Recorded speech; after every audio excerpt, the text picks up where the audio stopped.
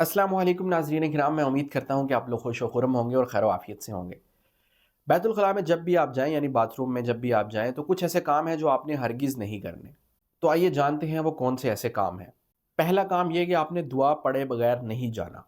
जिस भी वॉशरूम में जाना है आपने, जिस भी बैतुल ख़ला में जाना है उसमें दुआ पढ़ के लाज़मी जाना है आपने। और दुआ क्या है? बिस्मिल्लाहि अल्लाहुम्मा इन्नी अऊज़ु बिका मिनल खुबुसि वल ख़बाइस।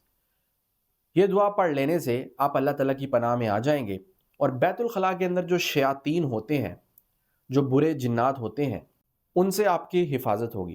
क्योंकि शयातीन की जो पसंदीदा जगहें हैं उनमें से एक जगह बैतुल खला भी है जहाँ वो ज़्यादातर होते हैं। लिहाजा जब आप ये दुआ पढ़ के जाएंगे तो आप अल्लाह ताला की पनाह में आ जाएंगे और उनसे आपकी हिफाजत होगी। तो जब भी आप बैतुल खला जाने लगें तो बैतुल खला जाने से पहले, अंदर दाखिल होने से पहले ये दुआ पढ़ें और बायां पाँव अंदर रख कर दाखिल हों।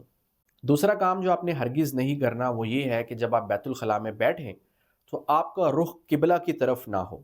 हदीस पाक के अंदर इस चीज़ से मना किया गया है कि इंसान जब बैतुल खला में जाए तो उसका रुख किबला की तरफ हो। इस चीज़ से मना किया गया है, लिहाजा किबला की तरफ रुख आपका नहीं होना चाहिए। तीसरा काम जो आपने नहीं करना, जब आप हाजत के लिए बैठ गए हैं तो आपने बोलना नहीं है।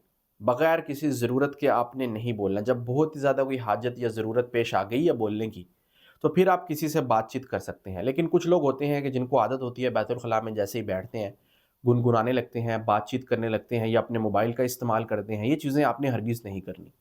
चौथा काम जो आपने नहीं करना वो ये है कि जब आप क़ज़ाए हाजत से फ़ारिग हो जाएँ और इस्तंजे का वक़्त आए, तो दाएँ हाथ से इस्तंजा नहीं करना। हदीस पाक के अंदर इस चीज़ से भी मना किया गया है कि इंसान अपने दाएँ हाथ से इस्तंजा करे, यानी बाएँ हाथ से करना है। हाँ, अगर कोई सख्त मजबूरी हो, उस सूरत में दाएँ हाथ से करने की इजाज़त है, लेकिन जब मजबूरी नहीं है कोई, तो बाएँ हाथ से इस्तिंजा करें। पाँचवाँ काम ये है कि बैतुल खला की गंदगी साफ़ ना करना।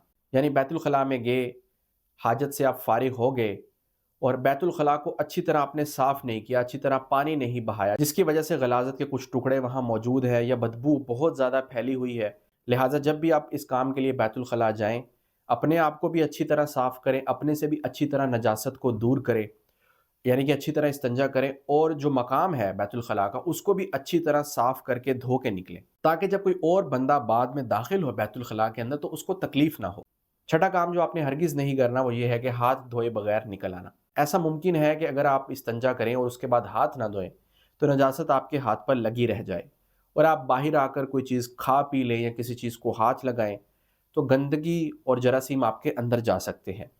लिहाजा इस वजह से जब भी आप बैतुल खला के अंदर ये काम करें, उसके बाद इस्तिंजा करें, तो उसके बाद हाथ लाज़मी धोकर निकलें। और सातवां और आखिरी काम ये है कि बैतुल खला से निकलने की दुआ आपने छोड़नी नहीं है, यानी कि उसको पढ़ना है।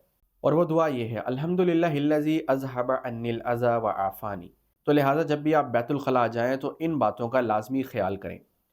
आप बैतुल खला अपने अंदर से गंदगी और नजासत निकालने के लिए जाते हैं, लेकिन जब आप इस काम को सुन्नत के मुताबिक करेंगे जैसा कि मैंने ज़िक्र किया, तो आपको इस पर भी अजर व सवाब मिलेगा इंशाअल्लाह।